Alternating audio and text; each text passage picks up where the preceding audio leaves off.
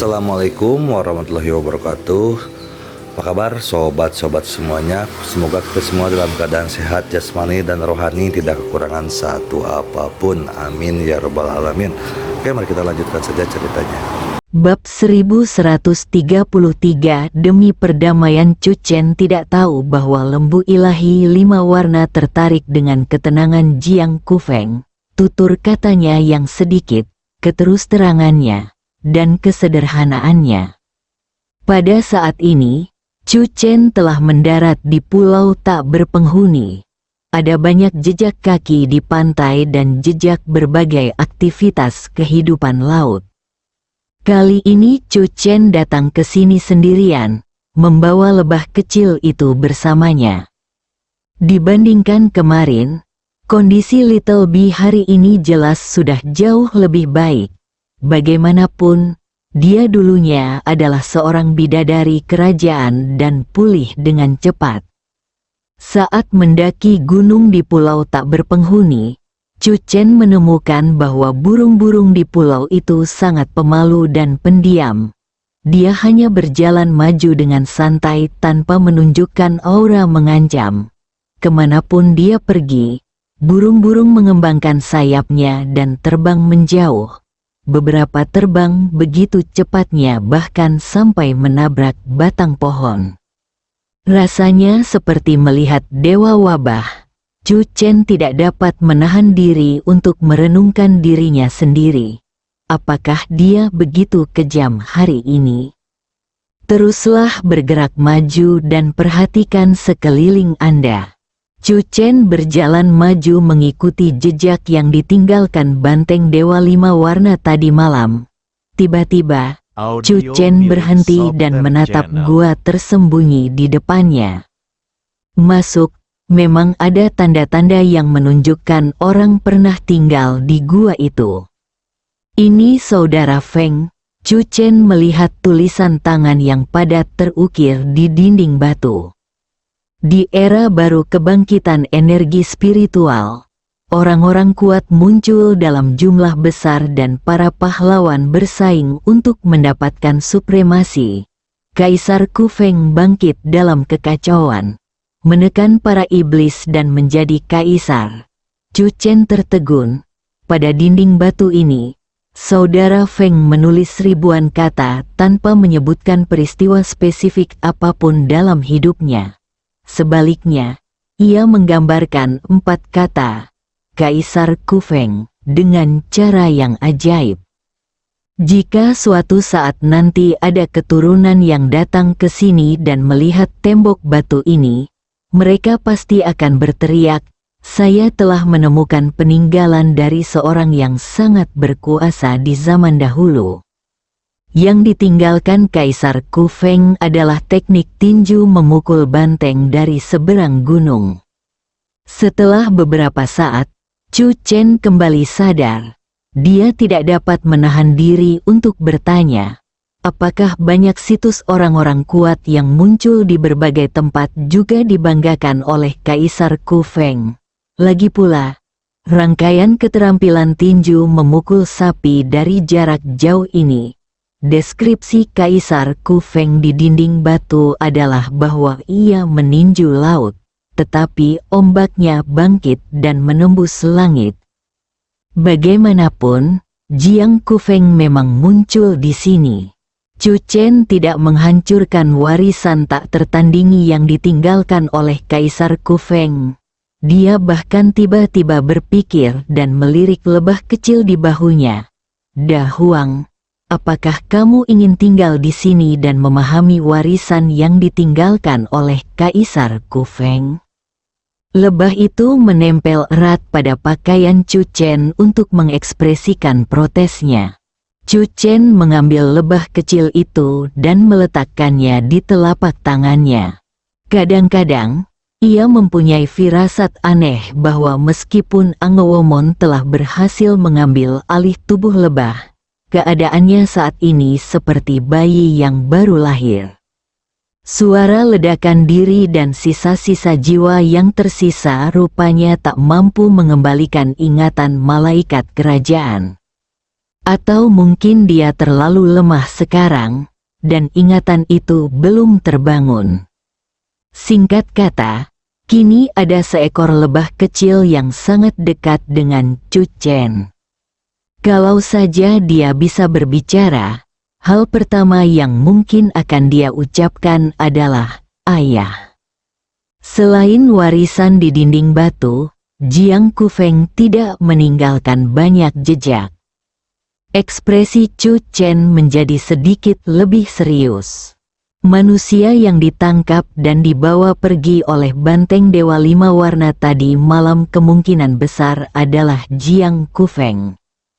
Yang tidak dapat dipahami Chu Chen adalah mengapa banteng ilahi Lima Warna ingin menangkap Jiang Kufeng. Jika tujuannya adalah untuk mengancam Chu Chen melalui Jiang Kufeng, banteng ilahi Lima Warna pasti sudah menyebutkannya dalam pengumuman hari ini. Namun, banteng ilahi Lima Warna tidak menyebutkan sepatah kata pun tentang manusia yang ditangkapnya tadi malam. Hanya dengan satu kalimat, lautan pun bersatu. Chu Chen bahkan mulai curiga kalau penyatuan laut yang disebutkan oleh banteng ilahi Lima Warna merupakan subteks yang sengaja diungkapkan kepadanya. "Saudaramu ada di tanganku." Chu Chen tidak punya pilihan. Sekalipun banteng ilahi Lima Warna berada di alam tubuh emas, dia tetap akan bertarung. Banteng Dewa Lima Warna hanya diberi waktu 3 hari.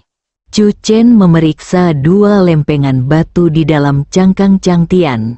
Cahaya di lempengan batu Dewa Merah dan lempengan batu Jenderal menjadi semakin terang, dan retakannya pun semakin besar. Kedua jiwa ini akan terbangun sepenuhnya kapan saja. Adapun lempengan batu lain yang tidak disebutkan namanya, tidak ada perubahan sama sekali. Chu Chen kembali ke kapal pesiar. "Chen Chen, apa rencanamu?" Nangong Jun bertanya. "Sekarang sapi tua itu secara khusus ingin kamu bertemu dengannya." Chu Chen merentangkan tangannya dan mendesah. "Aku hanya bisa mengandalkan bantuan kedua saudara perempuanku." Liu Ruyan meliriknya. Situasi saat ini tampaknya tidak dapat dipecahkan. Satu-satunya alam tubuh emas di dunia, banteng ilahi Lima Warna, ingin membunuh Chu Chen untuk membangun otoritasnya. Selain melawan, Chu Chen benar-benar tidak punya pilihan lain. Chu Chen memutuskan untuk menunggu 2 hari lagi. Jika banteng ilahi Lima Warna mengancam Feng Ge tidak akan berada dalam bahaya sampai dia muncul. Chu Chen ingin menunggu selama 2 hari. Mungkin Dewa Merah dan Jenderal Heng Dao akan terbangun. Saat itu, mereka akan memiliki peluang lebih besar untuk mengalahkan banteng ilahi Lima Warna, suatu kekuatan di wilayah laut. Selain itu, Chu Chen ingin menemukan bawahan Jiang Kufeng, Shark Adai. Sampai sekarang, dia belum menyerah pada ide menggunakan gelombang binatang laut untuk melawan gelombang binatang laut. Banteng ilahi Lima Warna dan pasukan binatang laut di bawah komandonya sudah pasti merupakan musuh terkuat yang pernah dihadapi Chu Chen. Chu Chen tidak berani menganggapnya enteng. Nangong Jun dan Liu Ruyan tidak banyak bicara, dan kedua gadis itu menarik Song Yan pergi. Chu Chen menemukan melalui sihir mengintip ke langit bahwa ketiga wanita itu telah berlatih semacam teknik serangan gabungan dalam 2 hari terakhir. Saat senja, opini publik internasional yang dipicu oleh pernyataan yang dibuat oleh banteng ilahi Lima Warna menjadi semakin intens. Beberapa orang dari berbagai negara dan daerah sangat mendesak Chu Chen untuk pergi melaut dan melawan banteng ilahi Lima Warna. Terutama beberapa kekuatan yang dipimpin oleh Biro Dewa Api. Mereka tampaknya telah mencium datangnya kesempatan sekali seumur hidup, dan mencoba yang terbaik untuk memimpin perang opini publik ini, hanya untuk tidak memberi Chu Chen alasan untuk mundur. Saya berharap Huaxia Chu Chen dapat membawa perdamaian kepada orang-orang di seluruh dunia dengan usahanya sendiri. Di era yang penuh ketidakpastian ini, jika ada ancaman lain seperti banteng ilahi 5 warna, hidup kita akan menjadi lebih sulit. Masyarakat di 7 negara mengajukan petisi agar demi perdamaian, Tuan Chu harus pergi ke laut untuk berperang. Chu Chen memperoleh pesan dari belakang panggung Biro Operasi Khusus. Delegasi aliansi baru telah berlayar, dan selama periode waktu ini, negara anggota aliansi baru telah berkembang menjadi 38. Delegasi aliansi baru, yang mewakili 38 negara, bertemu dengan banteng ilahi 5 warna untuk menjelaskan pandangan, sikap, dan posisi mereka. Demi perdamaian, mereka bersedia menobatkan banteng ilahi 5 warna sebagai Raja Dunia Prajurit Global. Sekelompok penjilat, Chu Chen terbang di atas laut dengan pedangnya dan tersenyum dingin. Chu Chen melihat banyak sosok yang dikenal di antara orang-orang ini. Orang-orang yang takut pada Chu Chen, mereka tidak memiliki kemampuan untuk menghadapi Chu Chen. Kali ini, mereka memanfaatkan kesempatan ini, mereka melompat keluar satu demi satu, mendukung banteng ilahi 5 warna, berlutut dan menjilati banteng ilahi, dan membunuh Chu Chen. Tiba-tiba, sosok Chu Chen berhenti. Saat langit mulai gelap, dia melihat seekor hiu dengan darah di sekujur tubuhnya. Apa? Chu Chen melompat turun dan memastikan bahwa itu adalah tunggangan Jiang Kufeng, Shark Adai. Tetapi sekarang Adai terluka. Setelah Chu Chen mengobati Shark Adai hingga pendarahannya berhenti, dia bertanya, "Di mana kamu terluka? Apakah saudara Feng ditangkap oleh banteng dewa 5 warna?" Hiu Ahdai menatap Chu Chen dengan tatapan kosong, bingung, seolah dia tidak mengerti. Bab 1134, Jiwa Memasuki Tubuh, Kelahiran Kembali. Nama Ahdai memang pantas. Chu Chen menghabiskan banyak usaha dan akhirnya membuat Ahdai mengerti dan mengingat bahwa orang di depannya adalah teman tuannya.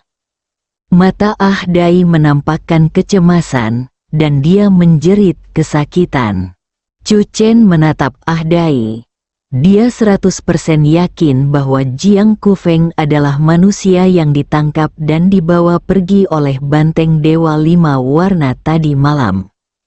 Cedera Ahdai mungkin terkait dengan keinginannya untuk mendekati wilayah laut banteng ilahi 5 warna. Selain kamu, di mana Raja Binatang Laut lainnya? Chu Chen bertanya. Saya mendengar dari saudara Feng bahwa monster gurita yang muncul di istana nomor 1 juga telah mengikutinya. Begitu Chu Chen selesai berbicara, dia melihat ke kejauhan. Beberapa tentakel melayang di laut di kejauhan. Monster gurita muncul. Bersamaan dengan monster gurita, ada juga beberapa raja binatang laut, yang semuanya berada di alam transformasi ilahi. Mereka mungkin adalah bawahan saudara Feng. Chu Chen mengangkat kepalanya, menatap monster gurita itu, dan berkata dengan keras, "Saudara Feng telah jatuh ke tangan banteng ilahi 5 warna. Aku berencana untuk menyerang wilayah laut banteng ilahi 5 warna dalam 3 hari. Pada saat itu, kamu akan bertanggung jawab untuk menangani gelombang pasang binatang laut di bawah komando banteng ilahi 5 warna." IQ monster gurita itu jelas lebih tinggi dari Ahdai. Mendengar hal itu, monster gurita menamparkan air laut dengan capitnya dan berteriak dengan keras. Sangat bagus, Chu Chen berkata. 3 hari lagi, kembang api akan digunakan sebagai sinyal untuk melancarkan serangan ke wilayah Banteng Dewa 5 Warna. Kalian harus mempersiapkan diri dengan baik. Setelah pertempuran ini, kalian akan menyatukan wilayah laut. Mulai sekarang, kalian akan menjadi raja wilayah laut. Ambisi Banteng Ilahi 5 Warna mengingatkan Chu Chen bahwa jika tatanan laut yang bersatu dapat dibangun, mungkin saja dapat secara lebih efektif mencegah 10 sekte utama dan orang-orang lain dengan motif tersembunyi menemukan tanah Guiksu. Akan lebih sulit lagi bagi kolom cahaya misterius itu untuk menemukan tanah Guiksu tanpa seseorang yang membimbingnya. Kali ini, Banteng Dewa 5 Warna menyapu lautan dan membangun kekuatan yang sangat dahsyat. Kalau dia bisa menghancurkan kekuatan tersebut dan mengubahnya menjadi kekuatannya sendiri, maka itu sama saja dengan menebarkan jaring raksasa di lautan, yang mampu menghadapi berbagai situasi kapan saja. Setelah Shark Ahdai dan yang lainnya pergi, sosok Chu Chen melintas dan menghilang ke dalam lautan luas. Pengumuman dari Banteng Ilahi 5 Warna langsung menimbulkan kehebohan di masyarakat bela diri global. Para prajurit semua menonton, menunggu jawaban dari pahlawan Cina Chu.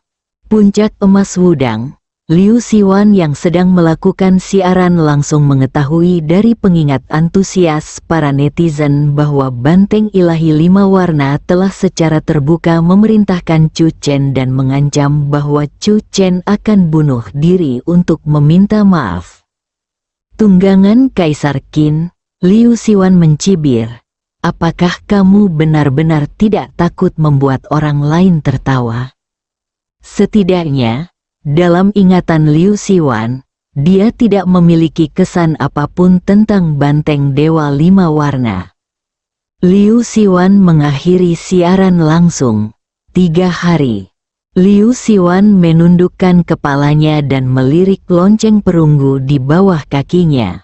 Dia tidak bisa hanya duduk di sana dan menunggu kekuatan pertahanan lonceng perunggu itu menghilang secara otomatis.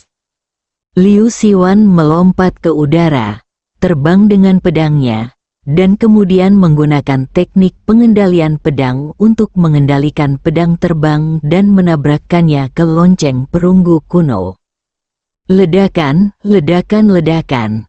Meskipun tidak dapat menghancurkan pertahanan lonceng perunggu kuno, tetapi dapat meningkatkan konsumsi energi lonceng perunggu kuno.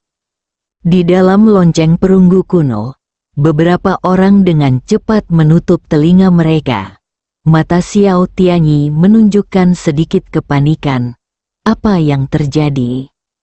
Seseorang di sebelahnya tampak kesal dan berkata, ponselku kehabisan baterai saat menonton siaran langsungnya.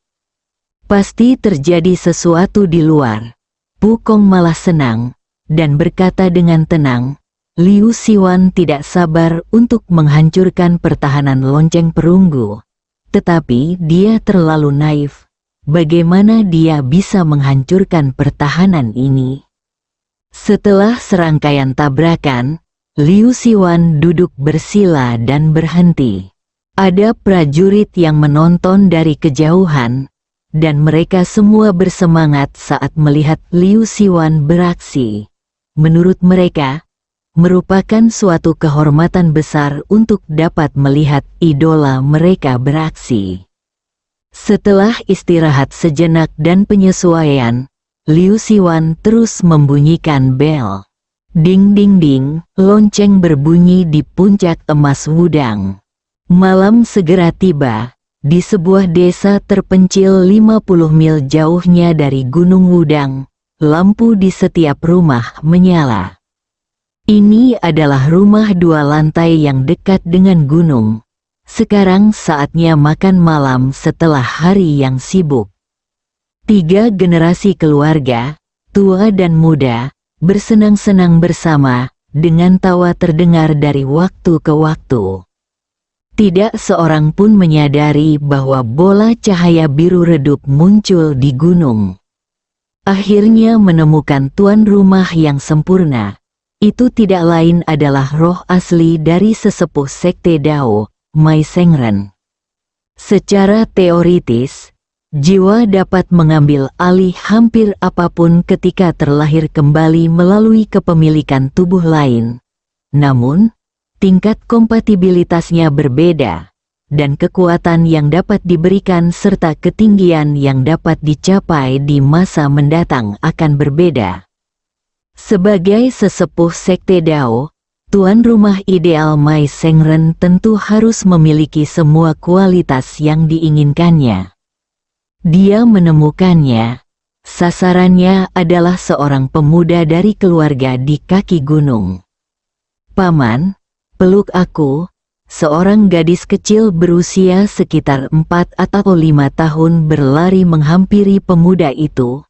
Pemuda itu menggendongnya dengan ekspresi penuh kasih sayang di wajahnya.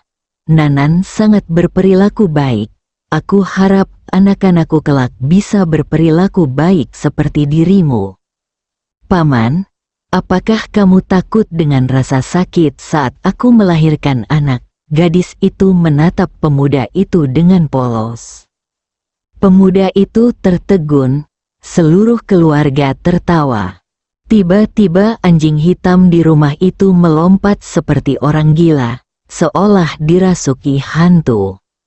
Mata besar gadis kecil itu tiba-tiba melihat keluar jendela. Sebuah bola cahaya biru redup masuk dari jendela, dan dalam sekejap cahaya biru redup itu langsung masuk ke tubuh pemuda itu. Jiwa memasuki tubuh dan terlahir kembali. Tubuh pemuda itu bergetar hebat, lalu dia terjatuh ke tanah dengan suara keras. Bulan tampak terang di langit, namun tertutupi oleh lapisan awan gelap. Lampu di rumah ini tiba-tiba padam. Anjing hitam itu menggonggong liar, menjerit, dan jatuh ke tanah. Kepanikan dan ketakutan orang-orang dewasa, serta tangisan gadis kecil, tiba-tiba terdengar dan kemudian berhenti tiba-tiba. Setelah tengah malam, sebuah sosok melesat keluar. Itu masih pemuda itu, tapi kali ini, dia adalah sesepuh sekte Dao, Mai Sengren. "Dalam 1 hari, aku akan mampu mencapai puncak kekuatan supranaturalku." Mai Sengren sangat puas dengan tubuh ini. Ia yakin dapat membangun kembali tubuh emasnya dalam waktu singkat. 2000 tahun yang lalu, dia telah memasuki alam kesengsaraan dan sudah akrab dengannya.